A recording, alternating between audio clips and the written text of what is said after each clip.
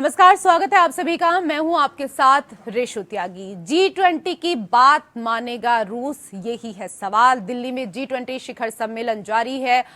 20 से 21 सदस्यों तक पहुंच चुके इस संगठन की एकता का प्रदर्शन करना इस बार बहुत बड़ी चुनौती रहा। ये चुनौती रूस यूक्रेन युद्ध की वजह से आई। यूक्रेन के समर्थक पश्चिमी देशों की मंशा रही कि शिखर सम्मेलन के साझा बयान में यूक्रेन पर रूस के आक्रमण की कड़ी आलोचना की जाए, लेकिन रूस और चीन इस बात पर आपत्ति जता रहे थे कि भारत इस मुद्दे पर G20 देशों के बीच सहमति बनाने की कोशिश में कामयाब रहा। यूएस ने कहा कि साझा बयान में युद्ध पर रूस की कड़ी आलोचना जरूर होनी चाहिए। रूस ने कहा कि साझा बयान में युद्ध का मुद्दा शामिल करने पर वो सहमत नहीं होगा। भारत ने मध्य मार्ग अपनाते हुए कहा कि G20 विश्व अर्थव्यवस्था के विचार पर विचार करने का मंच है, युद्ध पर चर्चा हो ये जरूरी नहीं है। यूरोपियन यूनियन ने इस मुद्दे पर कहा कि शांति से ही समृद्धि का रास्ता तैयार किया जा सकता है। ब्रिटेन ने तर्क रखा कि युद्ध से पूरी दुनिया की अर्थव्यवस्था प्रभावित हो रही है। रूस यूक्रेन के युद्ध की वजह से ही अनाज आपूर्ति सौदे पर रोक लग चुकी है। इसकी वजह से पूरी दुनिया के 10 करोड़ लोगों पर असर पड़ा है। चीन ने ब्रिटेन के बयान पर तर्क दिया कि युद्ध की वजह से दुनिया की अर्थव्यवस्था पर बुरा असर नहीं पड़ा, बल्कि अमेरिका की तरफ से रूस पर लगाए गए प्रतिबंधों की वजह से अर्थव्यवस्था प्रभावित हुई है। इन प्रतिबंधों के चलते रूस के साथ व्यापार करने वाले देशों पर असर पड़ा है, इसलिए अर्थव्यवस्था पर असर के लिए रूस नहीं बल्कि अमेरिका जिम्मेदार है। रूस इस युद्ध में शक्तिशाली हथियारों का इस्तेमाल कर रहा है, लेकिन भारत को इस महायुद्ध की अंतर्राष्ट्रीय समस्या से निपटने के लिए कूटनीति के हथियार का इस्तेमाल करना पड़ा। मुद्दा यही था कि रूस यूक्रेन समस्या को साझा बयान में किस तरीके से शामिल किया जाए। शब्द ऐसे हों जिनसे अमेरिका और यूक्रेन के बाकी समर्थक देश भी सहमत हों, और सार ऐसा हो जिस पर रूस और उसके बाकी समर्थक देश भी राजी हो जाएं। यानी कि बात ऐसी कही जाए जिससे भारत की गुट निरपेक्षता और रूस के साथ दोस्ती दोनों अखंड रहे। G20 के सभी सदस्य देशों को शेरपाओं ने साझा बयान तैयार करने पर बैठक की। ये बैठक 150 घंटे तक चली। बैठक में रूस यूक्रेन युद्ध का मुद्दा शामिल करने पर चर्चा हुई। G7 और रूस यूक्रेन के बीच मतभेदों को दूर किया गया। इस बैठक में यूक्रेन रूस समस्या को साझा बयान में शामिल किया गया। साझा बयान के हर शब्द पर सभी देशों ने अपनी सहमति जताई। साझा बयान का यही वो दस्तावेज है जिस पर सभी सदस्य देशों को सहमत करने में भारत कामयाब रहा।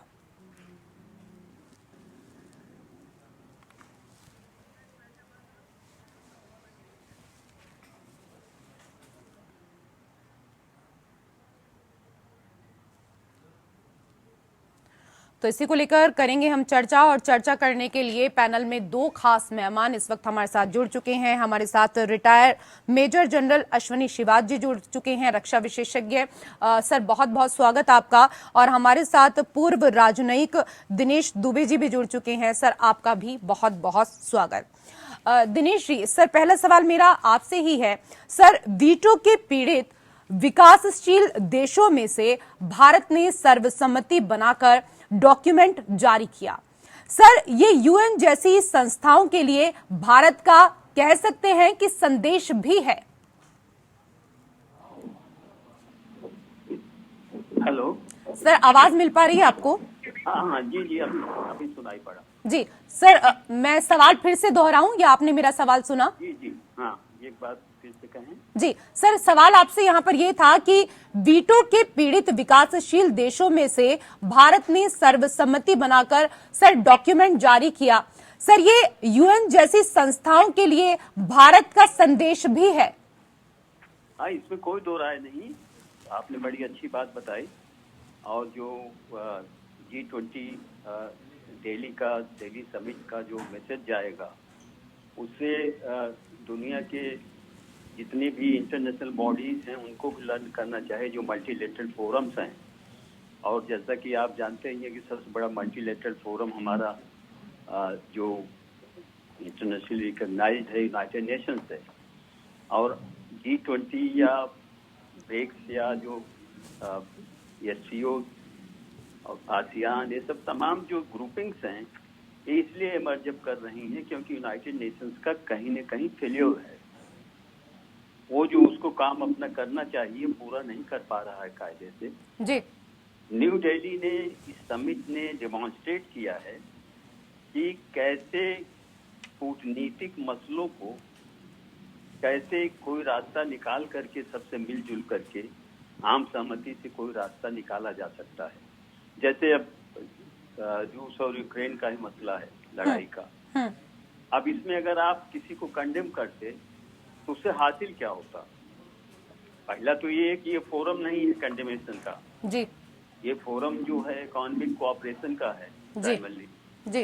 अब तो ग्लोबल इकोनॉमी है, उसकी जो क्राइसिस है उसको कैसे एडजस्ट किया जाए। बावजूद इसके अगर ये इशू आता है तो उस इशू को आप किसी एक को क्रिटिसाइज करके आप जो है आप पार्टी हो जाते हैं फिर। तो जो रोल होना चाहिए और जिस किस्म का कूटनीतिक, मैं इसको कहूंगा कि डिप्लोमेटिक मास्टर स्ट्रोक है इंडिया का जी। और ऐसा कुछ नहीं कि ये जो हमने किया है ये कोई हमारे जो प्रिंसिपल्स हैं और जो autonomy of thought and action जो हमारी स्ट्रेटेजिक थिंकिंग में रहा है नैम के पीरियड से, जब नॉन अलाइंड मूवमेंट शुरू हुआ था, भारत ने हमेशा एक बीच का रास्ता अख्तियार करने की हमेशा कोशिश की जी। उसी बीच के रास्ते की आज जरूरत है।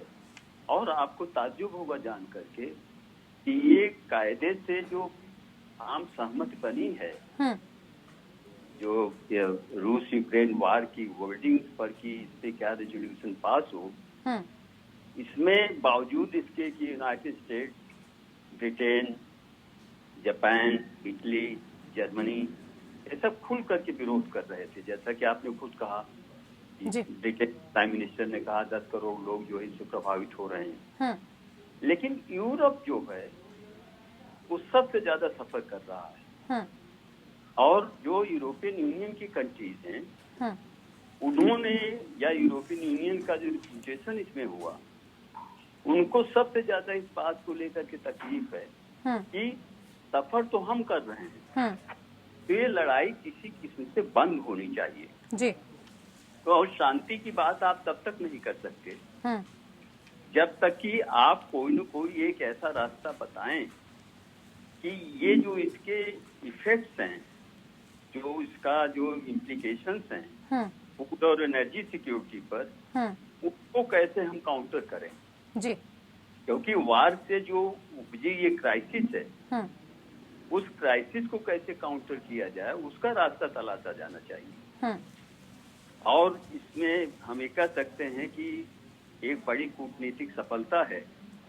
उसी ढंग से जो आप कह रहे हैं कि यूनाइटेड नेशंस को ये बड़ा मैसेज है जी। यार, इंटरनेशनल जो बॉडीज हैं उनको सभी को ये समझना चाहिए कि रास्ता जो शांति का है वो मिल बैठ करके आम सहमत से बनता है।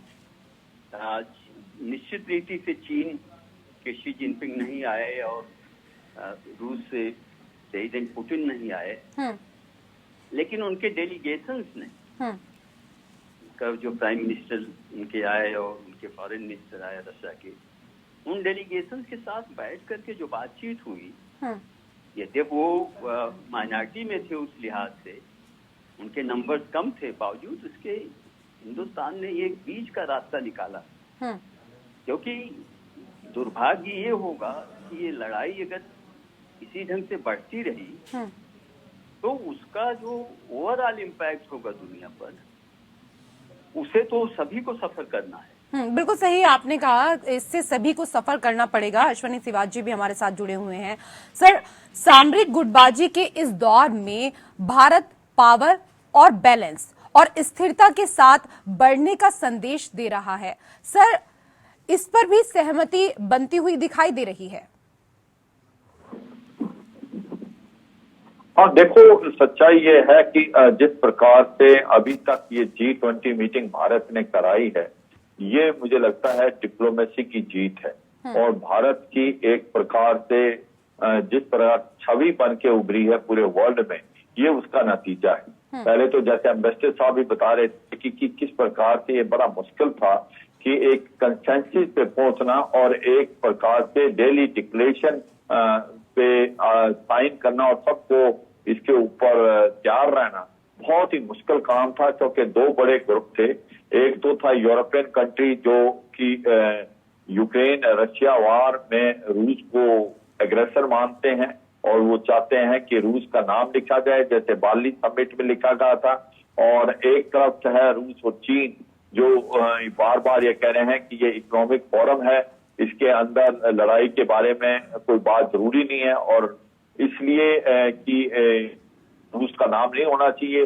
अगर कुछ लड़ाई हुई है तो दोनों तरफ से कहीं ना कहीं गलतियां हुई हैं। नाटो भी बहुत नजदीक आ रहा था रूस के। तो पॉइंट ये है कि किस एक डेली डिक्लेरेशन का कंसेंसस बनाया जाए, ये एक मुझे लगता है चैलेंज था और ये भारत ने बड़ी बहुत ही बेखूबी से निभाया। उसके दो तीन वजह है। देखो, एक तो सच्चाई है, भारत की जो छवि है वो बहुत अच्छी है और भारत ने बोला, जब डॉक्टर एस जयशंकर से पूछा गया था कि इसमें रूस का नाम नहीं लिया गया और बाली में था, उसने बोला that was Bali, this is daily. तो द पॉइंट इज, उन्होंने बड़े ढंग से ये सब जाने की कोशिश की। अब 1-1.5 साल से ज्यादा ये लड़ाई होगी है, इसके अंदर यूक्रेन फटीग आ गया है, यूरोपियन कंट्रीज भी समझने लगी हैं, उन्होंने भी अपना स्टैंड पर सॉफन अप किया है और बिना बताए बहुत कुछ बता दिया इस जॉइंट जो डिक्लेरेशन के अंदर। लड़ाई के बारे में कम से कम 37 पेज में से 12 के 12 पैरे ऐसे हैं जिसमें ये बताएगा टेरिटोरियल इंटीग्रिटी और सॉवरेनिटी जो है हर देश की मानी जानी चाहिए। This is not an era of war.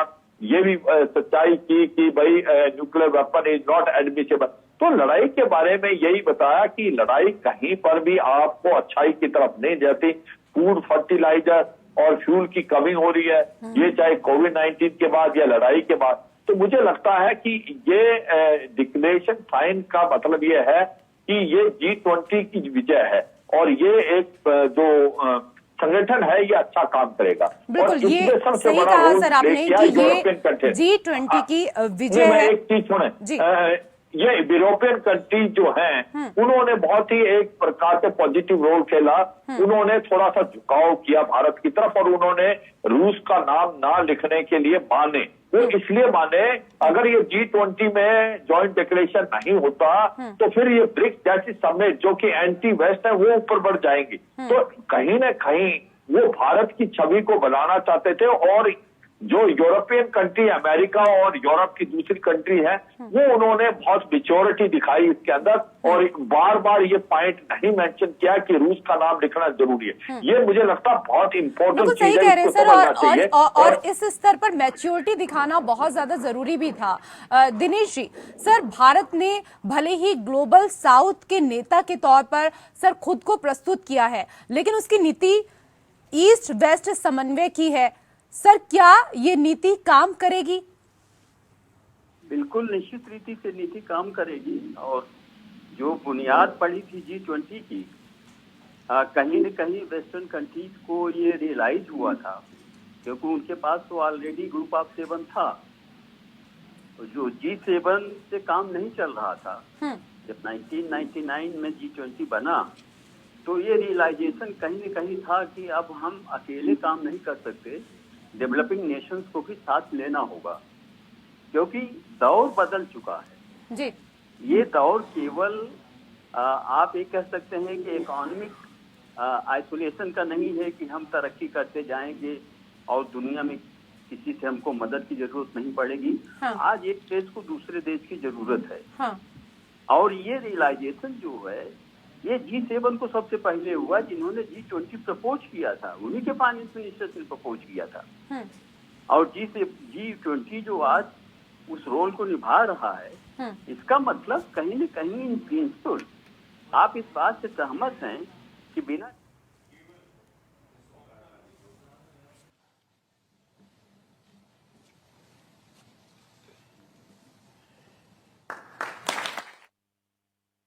ये प्रधानमंत्री नरेंद्र मोदी ब्राजील को इस दौरान हथौड़ा सौंपते हुए, और ये हथौड़ा इस बात का सूचक है कि अब G20 की जो अगली कमान है वो ब्राजील के पास होगी।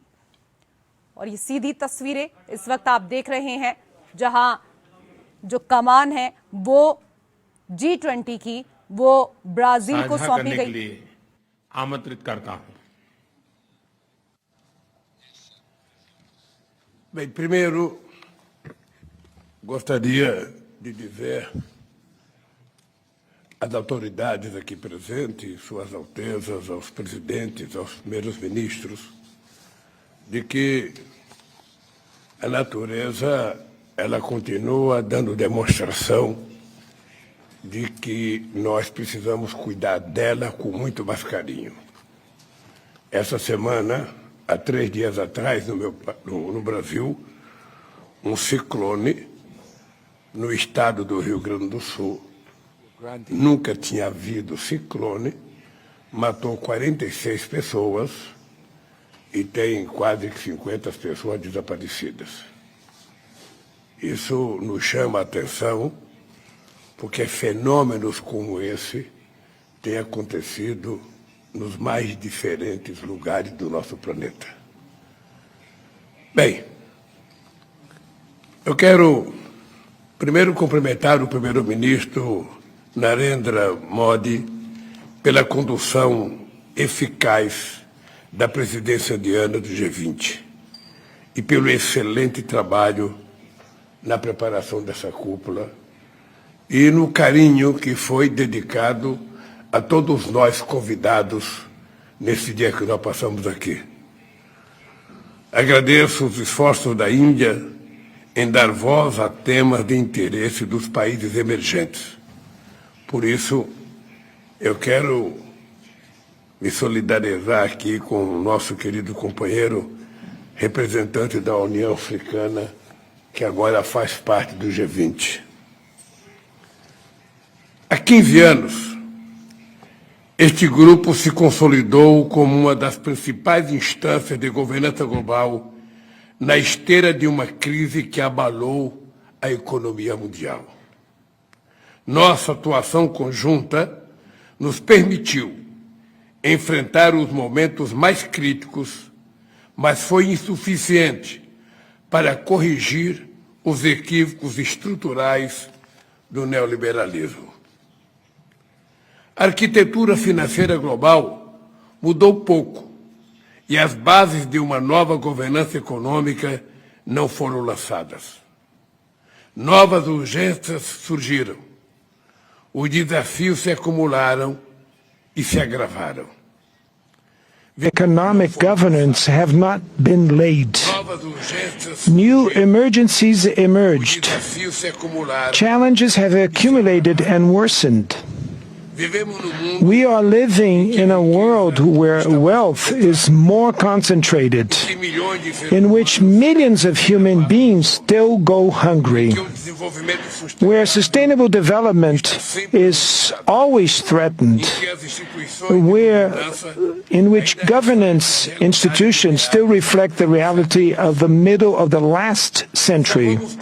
We will only be able to face all these problems if we address the issue of तो देखिए, जो अध्यक्षता है वो ब्राजील को सौंपी गई है और इसका जो सूचक है वो हथौड़ा होता है, जो कि अभी प्रधानमंत्री नरेंद्र मोदी ने ब्राजील के राष्ट्रपति को ट्रांसफर किया है। और आपको बता दें कि अगले साल 12 से 14 जुलाई के बीच ब्राजील में G20 समिट का आयोजन किया जाएगा और ये जो हथौड़ा है वो भारत की ओर से इस दौरान ब्राजील को दे दिया गया है। और 2 खास मेहमान लगातार चर्चा के लिए हमारे साथ जुड़े हुए हैं। इस दौरान हम दिनेश जी से चर्चा कर रहे थे।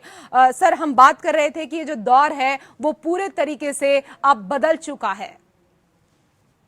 यही कह रहा था कि जिस किस्म से आपने बात किया ग्लोबल साउथ की या डेवलपिंग नेशंस की, तो उनको कैसे इंटीग्रेट किया जाए। तो बुनियादी तौर पर G20 बनाने के पीछे भावना यही रही कि अब सबको एक साथ लेकर के चलना होगा। और मैं वो दिन बहुत दूर नहीं देख रहा हूँ। अफ्रीकन यूनियन, उसमें 55 कंट्रीज हैं। उसी ढंग से यूरोपियन यूनियन है जिसमें 27 कंट्रीज हैं। तो कुल मिलाकर के अगर नंबर्स आप देखते जाएं तो इसमें आसियान और कुछ और ऑर्गेनाइजेशन जोड़ लीजिए तो सबसे ज्यादा रिप्रेजेंटेटिव बॉडी हो जाएगी ये, और धीरे धीरे करके सब जुड़ेंगे। तो मैं यही कहता हूँ कि G20 बड़ा महत्वपूर्ण फोरम हो सकता है, inter governmental forum.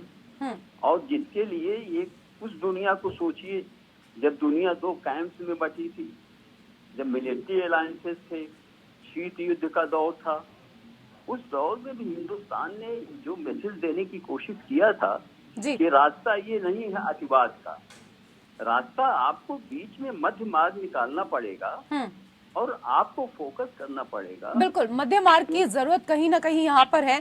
Ashwani Shiva's जी, सर रूस यूक्रेन संघर्ष पर भारत का मध्य मार्ग और उस पर सर बाकी सदस्यों की सहमति से सर क्या कुछ संदेश जाएगा, क्योंकि जो युद्ध में है उन्हें हतोत्साहित करना भी जरूरी है।